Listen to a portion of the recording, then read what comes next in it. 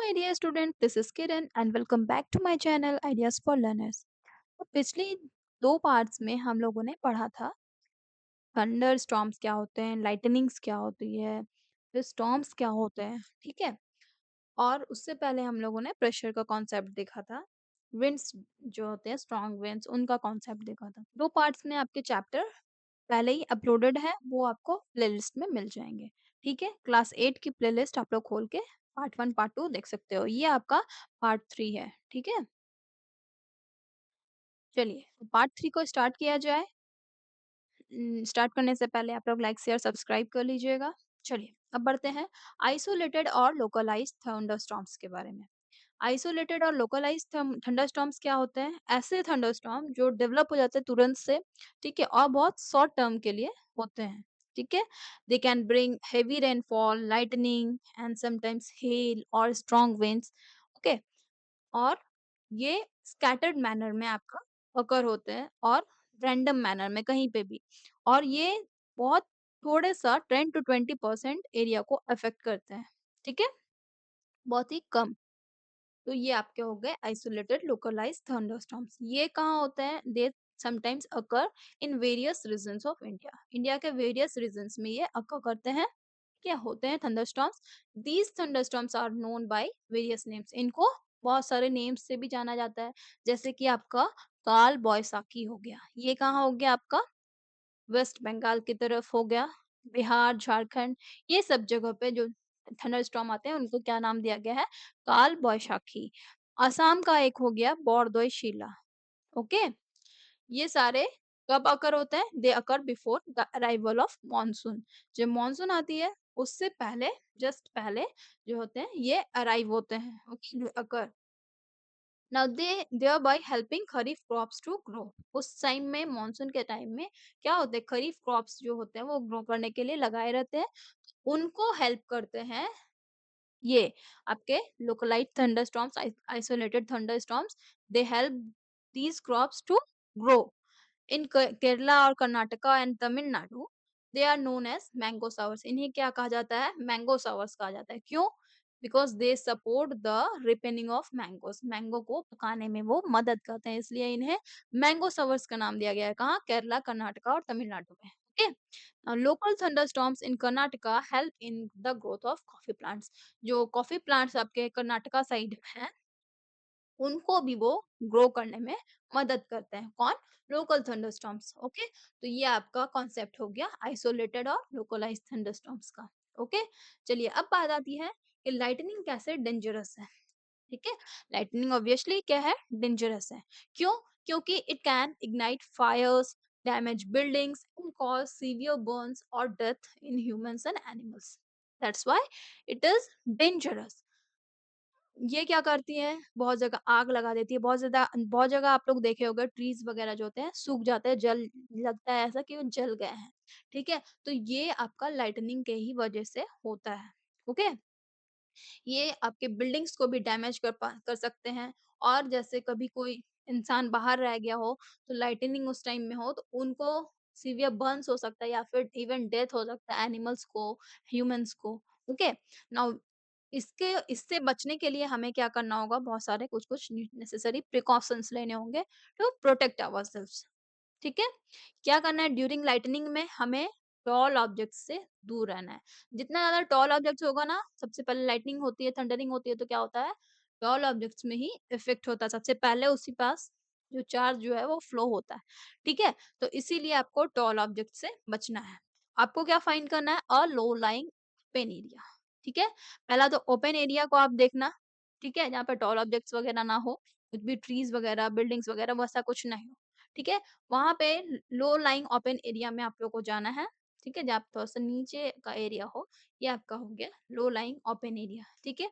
वहाँ आपको crouch down यानी कि इस पोज़ीशन में आपको रहना है, और ऐसा रहना है ताकि आपका जो ग्राउंड से कॉन्टैक्ट वो मिनिमाइज़ हो सके।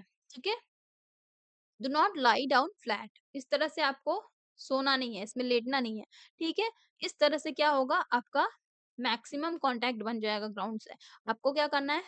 अपने कॉन्टैक्ट को मिनिमाइज़ करना है। एकदम इसमें पैर का भी कॉन्टैक्ट हो रहा है ना, हो सके तो आप टो केबल पे रहो, ठीक है? इस तरह से आपको रहना है कि ग्राउंड से आपका कॉन्टैक्ट जो है वो मिनिमाइज़ हो जाए।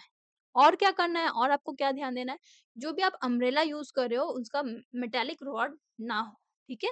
प्लास्टिक रॉड हो तो वो बेटर है।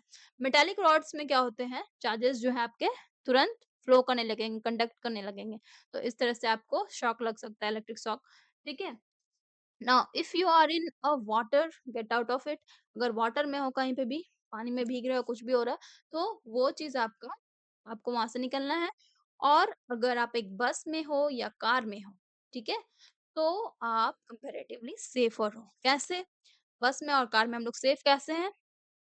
जैसे एक बार मैग्नेट होता है, तो उसका मैग्नेटिक फील्ड होता है।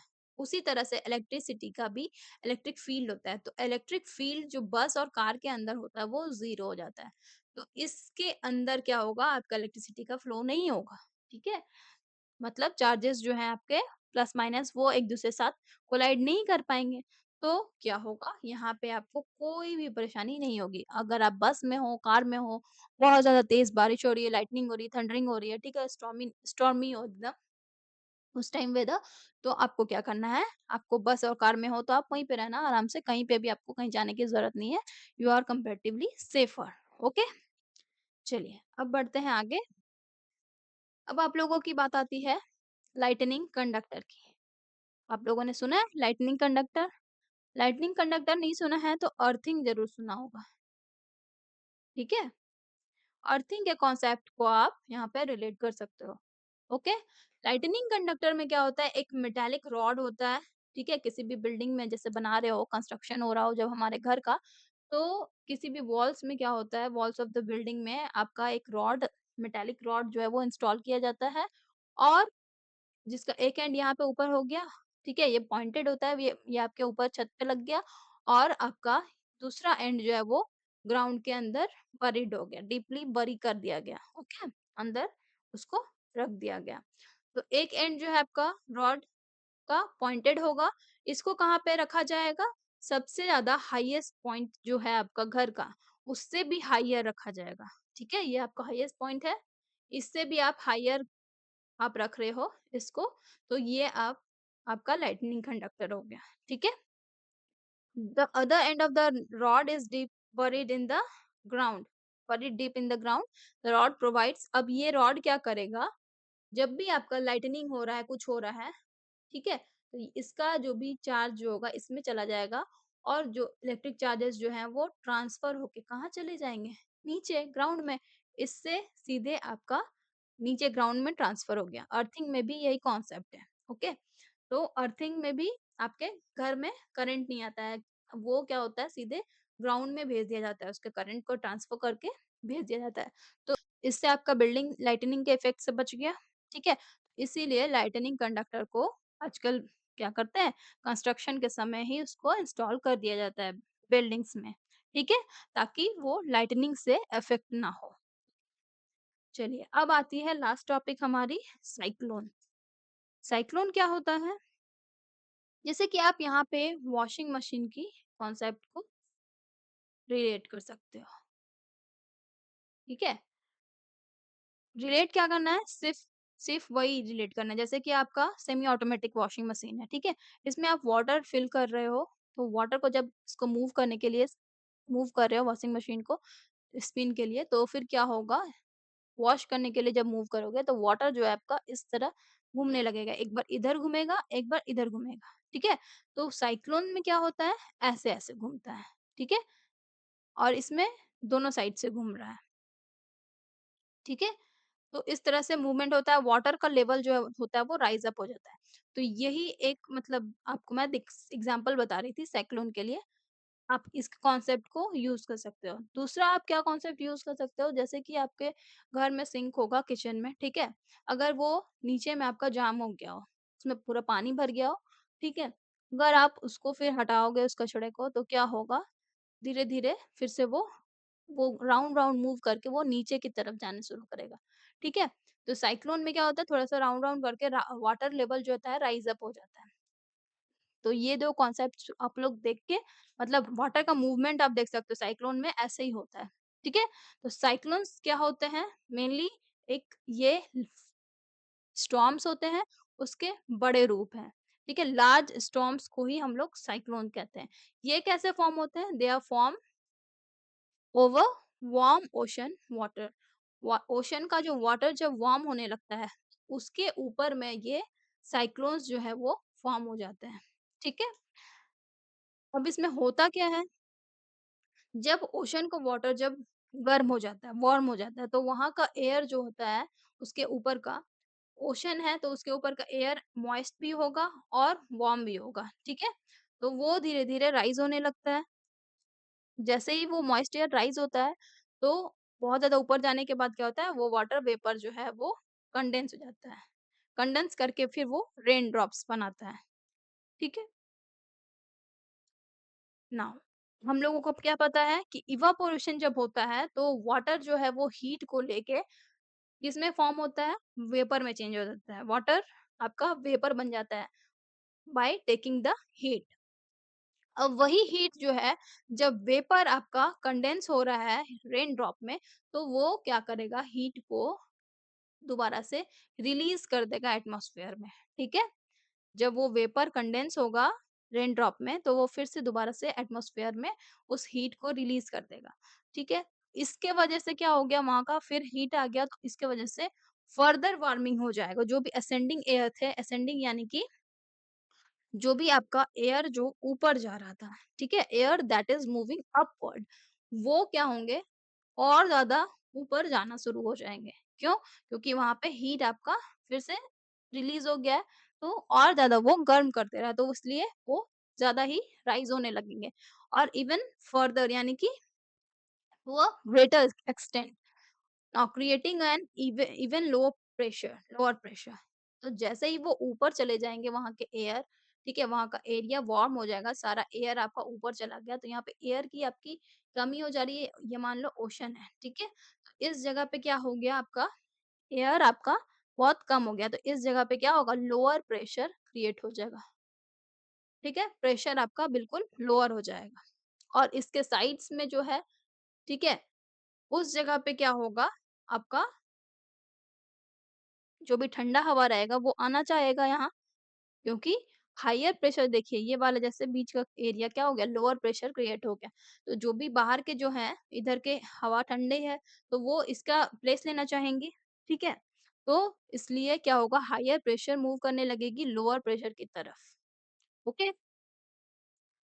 तो विंड्स क्या होंगे, स्टार्ट करने लगेंगे, ब्लो करने लगेंगे बहुत ज़्यादा और अर्थ के रोटेशन के वजह से क्या होगा, आपका जो एयर मूव कर रही है गोल-गोल, ये आपका इधर गो मूव कर रही है, वो धीरे-धीरे स्पिन करने लगेगी। सर्कुलर मोशन में वो एयर आपका मूव करने लगेगा, ठीक है? Due to earth rotation. तो क्या होगा, ये साइकिल आपका चलता रहेगा, ठीक है? तो ये इसके वजह से क्या होगा, this resulting in the creation of very low pressure area with high speed winds revolving around it, ठीक है? यहाँ पे आपका लो प्रेशर एरिया क्रिएट हो गया और इसके बगल में जो भी है पूरा हाई स्पीड विंड जो है वो घूमने लगेंगी, okay? This spinning system of clouds, winds and rain is called a cyclone. और जो यहाँ पे सब कुछ घूम रही है, क्लाउड्स जो आपका ओशन के जस्ट ऊपर जो क्लाउड है, विंड्स वहाँ के और जो रेन है, रेनिंग भी हो रहा है वहाँ पे, तो ये सारे चीज क्या होंगे, सर्कुलर मोशन में घूम रहे हैं। इसी स्पिनिंग सिस्टम को क्या कहते हैं, साइक्लोन कहते हैं, ओके? साइक्लोन में एक रीजन होता है बीच का, सेंटर का, ठीक है? वहाँ पे क्या होता है, सबसे ज़्यादा प्रेशर जो है लोएस्ट होता है, लोअर प्रेशर होता है। उसको क्या कहा जाता है, आई ऑफ द साइक्लोन कहा जाता है, ओके? और इसी आई ऑफ द साइक्लोन में क्या होता है, विंड जो है वो बिल्कुल काम होता है। एकदम बीच में क्या है, इस जगह पे विंड एकदम काम है, कुछ नहीं, विंड चल ही नहीं रहा है, हवा नहीं चल रहा है। और इसके जस्ट बगल में क्या हो रहा है, बहुत तेज हवाएँ, एकदम स्ट्रॉन्ग विंड्स जो है वो घूम रही है एकदम पूरा हाई स्पीड में। ये बीच का प्रेशर आपको दिखाया जा रहा है। यहाँ पे विंड भी एकदम काम होंगे और प्रेशर भी आपका एकदम लो होगा। इसी को कहा गया है आई ऑफ द साइक्लोन, ठीक है? लेकिन इसके जस्ट बगल में क्या होगा, इसके अराउंड स्ट्रॉन्ग विंड्स जो होंगे और हेवी रेनफॉल देखने को मिलेगा। बीच का एरिया एकदम शांत है, प्रेशर एकदम लो है, लेकिन उसके साइड में क्या है, स्ट्रॉन्ग विंड्स ब्लो होंगे और हेवी रेनफॉल होगा।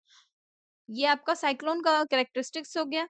Now as the cyclone moves from ocean towards land, जैसे ही साइक्लोन को घूम रहा है पूरा, कहाँ पे, ओशन में है। ओशन में आपका पूरा वाटर हीट हो गया, वाटर जो है पूरा वार्म हो गया, उस वक्त आपका साइक्लोन क्रिएट हुआ। तो साइक्लोन धीरे धीरे क्रिएट होने के बाद धीरे धीरे क्या होगा, मूव करना शुरू होगा। मूव करते करते करते करते वो लैंड की तरफ आएगा। ठीक है, लैंड की तरफ आएगा तो वो क्या होगा, it generates higher wind speeds compare to the wind speeds produced by regular thunderstorms. जो नॉर्मली थंडरस्टॉर्म्स होते हैं, उसमें जो विंड स्पीड होता है, उससे कंपैरेटिवली बहुत ज़्यादा हायर होगा उनका स्पीड। जो भी आपका साइक्लोन का विंड स्पीड होगा, ठीक है? जब वो ओशन से लैंड की तरफ आएँगे, तो उस समय उसका विंड स्पीड जो है वो बहुत ज़्यादा हायर होगा, ठीक है? Once the cyclone reaches the land, जैसे ही वो लैंड में आ जाएगा, तो क्या होगा, उस समय मॉइस्ट एयर का सोर्स जो है वो कट ऑफ हो जाएगा। मतलब मॉइस्ट एयर आपको वहाँ पे प्रेज़ेंट नहीं मिलेंगे। यहाँ पे आपका वाटर था, तो वाटर के ऊपर आपको मॉइस्ट एयर बहुत सारे मिल रहे थे, ठीक है? और यहाँ लैंड है आपका, तो लैंड के ऊपर आपको मॉइस्ट एयर नहीं मिलेंगे, वार्म एयर मिलेंगे। तो धीरे-धीरे क्या होगा, ये अपने स्ट्रेंथ को वो लूज़ करने लगेगा। लेकिन even as a cyclone loses its strength while travelling over the land, it leaves behind a trail of destruction. हालाँकि साइक्लोन क्या है, अपने स्ट्रेंथ को लूज़ कर लिया, खो दिया है, लेकिन तब भी क्या होगा, वो एक पाथ छोड़ के जाएगा अपने डिस्ट्रक्शन का, ठीक है? बहुत सारा तहस-नहस सब चीज़ करके जाएगा वो, एक पाथ छोड़ते हुए जाएगा, और जिसको हम लोग रिपेयर करने में, रीगेन करने में हमें मंथ्स लग सकता है, इयर्स लग सकता है, इवन ईयर्स लग सकता है to repair. Cyclones can be extremely destructive, cyclones बहुत ज़्यादा एक्सट्रीमली डिस्ट्रक्टिव होते हैं। जैसे कि आपका अम्फान साइक्लोन था, जो कि 2020 में आया था, जिसका स्पीड जो है, विंड स्पीड जो है 270 किलोमीटर पर आवर था, ठीक है? अम्फान साइक्लोन जो है सबसे ज़्यादा स्ट्रॉन्गेस्ट साइक्लोन अभी तक का है ना? जिसका विंड स्पीड सबसे ज़्यादा था, सबसे ज़्यादा उसमें तहस-नहस, तबाही हुआ था, ठीक है? सबसे ज़्यादा डिस्ट्रक्शन उस समय का हुआ था। 2020 में तो बहुत सारे लोग मरे ही थे, कैसे? कोरोना भी आया था उसी समय, ठीक है? कोरोना की वजह से बहुत सारे बॉडी ऑर्गन्स को भी बेचा गया था, उससे भी आदमी मर रहे थे। नॉर्मल डेथ रेट जो आपका रहता है वो भी था। अम्फान साइक्लोन भी आ गया था। कितना सारे पीपल जो है उस समय मरे थे, है ना? ड्यूरिंग 2020 में। चलिए, अब जो स्ट्रॉन्ग विंड्स होते हैं ना साइक्लोन के, वो क्या करते हैं, ओशन वाटर को पुश करने लगते हैं टुवर्ड्स द शोर, किनारे तरफ, ठीक है? और क्या करते हैं, जो वाटर का है ना, वॉल क्रिएट करने लगते हैं, बड़े-बड़े ऊपर से वॉल से वो घिर जाते हैं। किसका? Wall of water. और वो वॉल ऑफ वाटर कितना हाई होता है? 3 टू 12 मीटर्स हाई, ठीक है? अब ये जो सडन लार्ज इंक्रीज हो रहा है वाटर लेवल का, ठीक है? दिस सर्ज ऑफ वाटर, इसके वजह से क्या होगा, कैन फ्लड कोस्टल एरियाज में, इवन एरियाज फार फ्रॉम सी, दूसरे दूसरे मतलब जहाँ पे सी नहीं है, बहुत ज्यादा दूर एरिया में है, उस जगह पे भी क्या होगा, इस वाटर के वजह से, वाटर लेवल हाई होने की वजह से क्या होगा, फ्लड्स वगैरह आ जाएंगे। The heavy rainfall which accompanies a cyclone may cause rivers to overflow and can also trigger landslides. जो हेवी रेनफॉल है, ठीक है? जो साइक्लोन में आपका साथ दे रहा है, हेवी रेनफॉल, उसके वजह से क्या होगा, रिवर्स में ओवरफ्लो होने लगेंगे, वाटर जो है वो ओवरफ्लो होगा, और धीरे-धीरे सब जगह पानी-पानी आपका भर जाएगा, और क्या होगा, इसी के वजह से, साइक्लोन के वजह से लैंडस्लाइड्स भी होने लगेंगे, ठीक है? They also trigger landslides, landslides यानी कि लैंड जो आपका गिर जाता है ना, ऊपर से भूस्खलन होता है, वही। अब सी वाटर क्या है? वो तो आपका लैंड में आ जाएँगे, ठीक है? वो लैंड में पहुँच जाएँगे, उनके वजह से क्या होगा, आपका ड्रिंकिंग वाटर सोर्सेज़ जो हैं, वो कंटामिनेट हो जाएँगे। मतलब आपके लिए, आपके पास पानी पीने के लिए भी कुछ नहीं बचेगा, ठीक है? पीने का पानी भी आपके पास नहीं रहेगा, कोई सोर्सेज़ नहीं रहेंगे। साथ ही वो फार्म लैंड को भी डैमेज कर देंगे। और जो सॉल्ट है, सी वाटर में जो मौजूद है सॉल्ट, वो क्या करेगा, सॉइल में भी आएगा, तो सॉइल को वो फर्टाइल होने से मतलब घटा देगा। It can make the soil less fertile, ठीक है?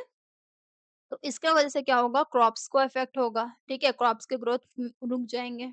जब सॉइल आपका फर्टिलिटी खो दे रहा है, तो वहाँ पे आपके क्रॉप्स की ग्रोथ जो है वो अफ़ेक्टेड हो जाएगी, ठीक है? रोड्स जो होते हैं वो ब्लॉक हो जाते हैं due to fallen trees, trees वहाँ पे गिर जाते हैं, डेब्रिस यानी कि जो मलबा वगैरह होता है वो, सब चीज़ आपके रोड्स में आ जाएँगे, तो वो ब्लॉक हो जाएगा।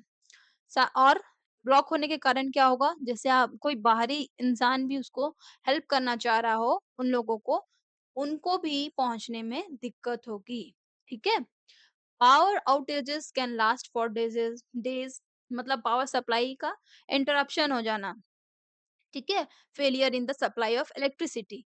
तो ये आपका बहुत दिनों के लिए इलेक्ट्रिसिटी वहाँ आपका खत्म हो जाएगा।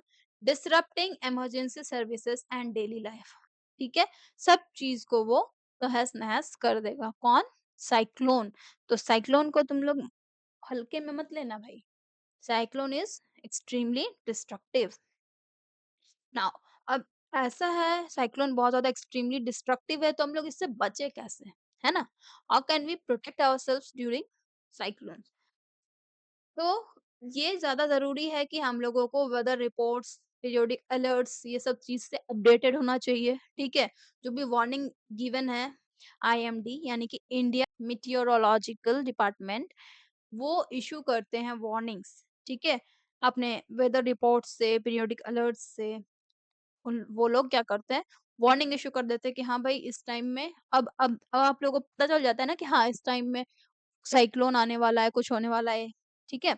तो उनके थ्रू वार्निंग्स जो है वो पहले ही इश्यू कर दिए जाते हैं। तो उनको आप लोगों को उनसे अपडेटेड रहना पड़ेगा, ठीक है?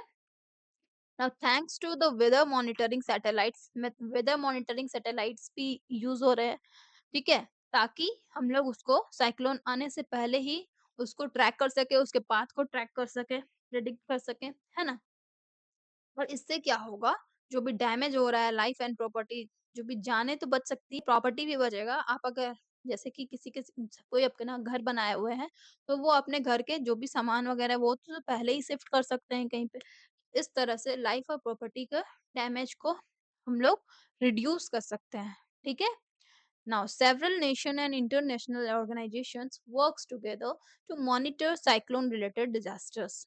बहुत सारे नेशन और इंटरनेशनल ऑर्गेनाइजेशंस होते हैं, वो एक दूसरे के साथ मिल के साइक्लोन को मॉनिटर करते रहते हैं और उस तरह के डिजास्टर्स जो भी आते हैं आएंगे आ सकते हैं उसको वो कंटिन्यूअसली मॉनिटर करते रहते हैं और पहले ही सबको सचेत कर सकते हैं, ठीक है, वार्न कर सकते हैं। चलिए, if you live in a cyclone prone area, keep an emergency kit ready with essential items. अगर आप साइक्लोन प्रोन एरिया में रह रहे हो, ठीक है, जहाँ पे साइक्लोन्स जो है वो फॉर्म होते रहते हैं, आते रहते हैं। साइक्लोन्स कहाँ पे आएँगे?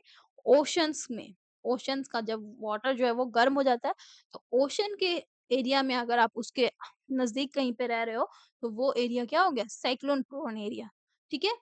तो उस वक़्त आपको एक इमरजेंसी किट आपके पास रखना चाहिए, ठीक है? जिसमें ज़रूरी सामान जो है वो होने चाहिए और during a cyclone quickly move to a nearby designated cyclone centre. और जब भी साइक्लोन आ जाए तो आपको वहाँ से खुद को मूव कर लेना चाहिए और कहाँ जाना चाहिए? साइक्लोन सेंटर में, जहाँ भी वहाँ पे जहाँ भी आपका साइक्लोन सेंटर अवेलेबल हो, आप लोग वहाँ पे तुरंत से मूव कर जाओ। तो ऐसे आप लोग अपने आप को प्रोटेक्ट कर सकते हो, ठीक है?